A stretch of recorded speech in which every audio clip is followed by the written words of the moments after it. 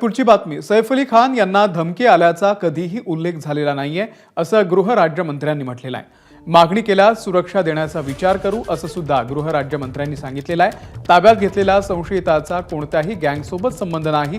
आरोपीनं शाहरुखच्या घराची रेकी केल्याची माहिती सुद्धा प्रशासनाकडे नाहीये अशी सुद्धा माहिती गृहराज्यमंत्र्यांनी दिलेली आहे। सिक्युरिटी देण्याच्या बाबतीमध्ये पोलीस प्रशासनाची एक कमिटी आहे।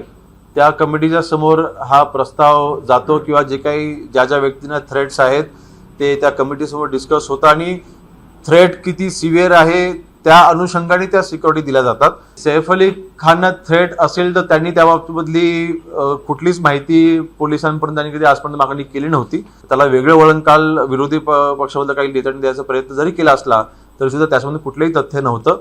त्यामुळे जर का नक्कीच तसा आकलन त्या समितीमार्फत केले जाईल, सैफ अली खान यांना वाटत असेल की त्यांच्या जीवाला अजून धोका आहे तर नक्कीच त्यांनी त्याची मागणी ही योग्यरित्या प्रोसेस त्यांनी पोलीस प्रशासनाकडे करावी। त्याचं जे काही रिव्ह्यू घेऊन योग्य तो निर्णय घेतला जाईल। एक तासाभरात मी त्याची माहिती घेऊन आपल्यापर्यंत सर्वांपर्यंत मी कळवतो।